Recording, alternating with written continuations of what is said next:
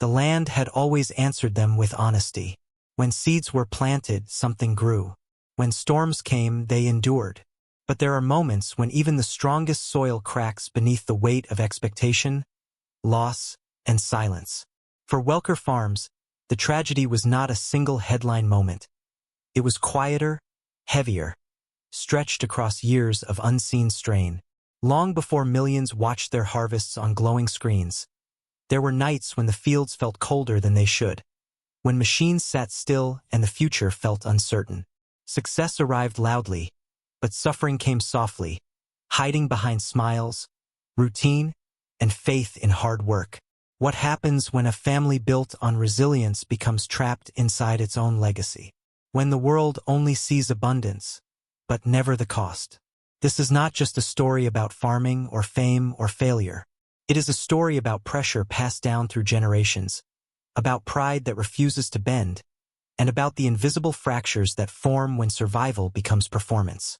The question lingers like dust in the air after harvest. How much can a family carry before even the strongest roots begin to tear apart? The land appears first, long before any name is spoken. Flat and endless, stretching beneath a pale sky that offers no comfort, only scale. At Welker Farms, the soil carries memory. Every furrow holds the weight of decades. Every fence line marks a promise made by hands that no longer work the ground. The fields are quiet in the early morning, but not peaceful. There is a low mechanical hum in the distance, the steady breathing of machines warming themselves awake, sounding almost like a heartbeat, reliable, but vulnerable to failure at any moment. This place is not introduced as success. It is introduced as inheritance. Responsibility passed down without ceremony, embedded so deeply it becomes instinct. From one generation to the next, the lesson was never spoken aloud but always understood. You work, therefore you matter. Rest is suspicious. Silence is strength. If something breaks, you fix it. If something fails, you endure it quietly. The family moves through the land with practiced precision. Their motions are efficient, nearly wordless. Conversations are brief, functional, trimmed of emotion. Love is present, but expressed through action, through showing up before sunrise, through staying long after exhaustion sets in. There are moments when laughter breaks through, sharp and brief, but it fades quickly, as if time itself disapproves of the pause. Psychologically, the farm becomes a measuring stick for self-worth. Good harvests bring relief, not joy. Bad seasons bring shame, not sympathy. The pressure is constant, invisible but heavy, pressing down harder with each passing year. Even the open sky feels close here, as if expectation itself has lowered the ceiling. At night, when the land finally grows still, the silence is louder than the machines ever were. This is where doubt lives. Not spoken, not shared, but felt. Fear of letting the land down. Fear of being the generation that breaks the chain. Fear that stepping away, even briefly, might cause everything to unravel. The farm demands loyalty, and it has a way of convincing those who work it that they owe it everything, including parts of themselves they never meant to give. Subtle fractures begin to show. Missed dinners. Glances that linger a second too long before turning away. Bodies that move through pain without complaint, because complaint feels like betrayal. Pride masks exhaustion so well that even those carrying it sometimes forget how tired they truly are. The land, once a source of stability, begins to feel watchful. Every acre reflects expectation back onto the family. The same soil that fed them now seems to ask questions it never asked before. How long can this continue? How much can be taken before something essential gives way? As the sun sets, casting long shadows across the fields, the farm stands unchanged, solid, enduring, patient. But beneath its surface, something has shifted. The first quiet truth settles in, heavy and unavoidable. The land that built them may also be slowly breaking them, and no one yet knows how to name that fear, let alone escape it. Childhood at Welker Farms does not arrive gently. It arrives early, before the body is ready, before the mind understands what it is agreeing to. Mornings begin in darkness, the kind that presses against the eyes, and end with the same silence returning at night. The land becomes the first teacher, stern and unyielding. There is no room for hesitation here. Tasks are learned by watching, by copying movements passed down without explanation, without encouragement. Mistakes are corrected quickly, efficiently, and remembered longer than successes. Emotionally, there is little separation between growing up and growing useful. Childhood is not lost, it is absorbed. Laughter exists, but it lives in short bursts between responsibilities.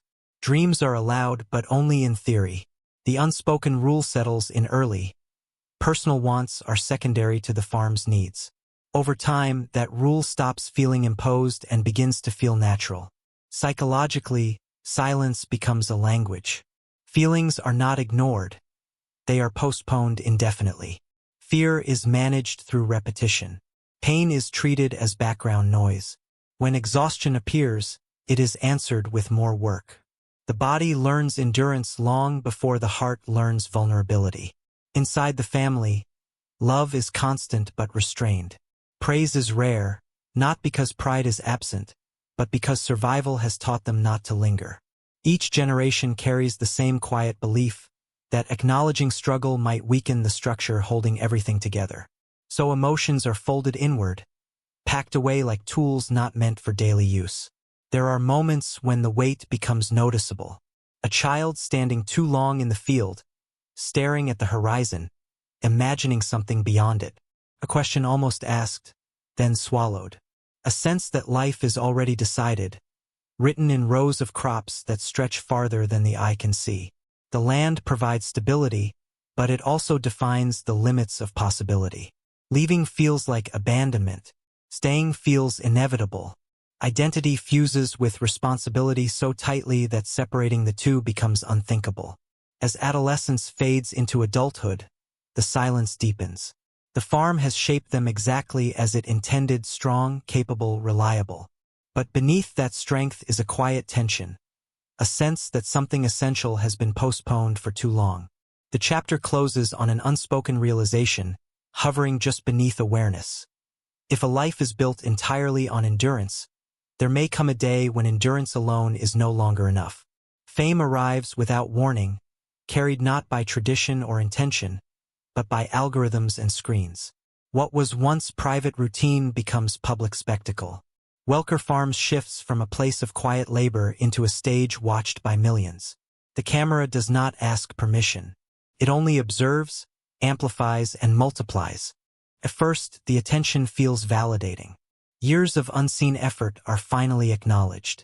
The land looks beautiful through a lens. The work appears noble, even inspiring. But slowly, the psychological balance begins to change. Every action now carries an audience. Every mistake feels permanent. The farm is no longer just sustaining a family, it is sustaining an image. Emotionally, the pressure intensifies. There is pride in representation, but also fear of disappointment. The family becomes careful with their expressions, their words, their silences. Authentic moments are filtered through awareness of perception. Even exhaustion must look purposeful. Success accelerates everything. Days grow longer, seasons blur together. The internal rhythm that once guided the work is replaced by external demand. Rest becomes more dangerous than work, because absence now feels like failure. The farm is thriving outwardly, yet inwardly, the strain is unmistakable. Psychologically, loneliness emerges in an unexpected place. Surrounded by attention, the audience sees abundance, but not the cost. The family begins to carry two versions of themselves. The visible one, steady and capable, and the private one, worn thin by responsibility. The divide between the two grows wider with each passing season. Subtle warning signs appear. Irritability mistaken for stress. Fatigue normalized as dedication. Moments of doubt brushed aside because there is no time to examine them. The farm keeps producing, the audience keeps watching, and the pressure keeps building. As success peaks, it feels solid, permanent. The fields look fuller than ever. The numbers rise. The validation pours in. But beneath the surface, something fragile has already begun to crack. The chapter ends at this precarious height, suspended between achievement and collapse, where the question quietly forms. What happens when the performance can no longer hold? Collapse does not arrive as chaos. It arrives as exhaustion that refuses to leave, as silence that feels heavier than before. The ground does not physically break, but something internal finally does. A moment, small, almost invisible to the outside world, forces the family to stop pretending everything is fine. The farm feels different now. The same fields, the same machines, but the atmosphere has shifted. Every task feels heavier, every decision more fragile. The land, once a source of grounding, now reflects their fear back at them. Guilt surfaces in unexpected ways. Guilt for feeling overwhelmed, guilt for wanting rest, guilt for questioning a life built on sacrifice. Emotionally, isolation deepens. There are people everywhere, yet connection feels distant. Conversations become cautious. Worry is shared in fragments, never fully voiced. The weight of responsibility presses inward, creating a quiet panic that no one quite knows how to name. Psychologically, the illusion of control begins to crumble. The belief that hard work can fix everything falters. Fear settles in, not of failure alone, but of what failure might reveal. That strength has limits. That endurance has a cost. The farm stands at a crossroads, though no sign marks it clearly. The family senses that continuing as before may not be possible, but stopping feels equally dangerous. The chapter ends in uncertainty, suspended in a moment where survival is no longer guaranteed by effort alone. Recovery does not arrive dramatically. It begins quietly, with difficult honesty and uncomfortable pauses. Conversations unfold slowly, unevenly, marked by long silences where truth struggles to surface. The farm remains, unchanged in appearance, but the relationship to it begins to shift. Emotionally, vulnerability feels foreign, almost dangerous. Admitting limits challenges everything they were taught. Yet, in those admissions, something unexpected emerges: relief. The realization that strength can also mean adaptation. Psychologically, legacy is re-examined. Not as something to protect at all costs, but as something allowed to evolve. The land is no longer seen only as a demand, but as a partnership that requires care in return. There is no clean resolution, no perfect balance, but there is movement forward, shaped by intention rather than obligation. The chapter closes with reflection rather than certainty, leaving behind a quiet truth. Survival is not just about holding on. It is about learning when to bend, so the roots can remain intact.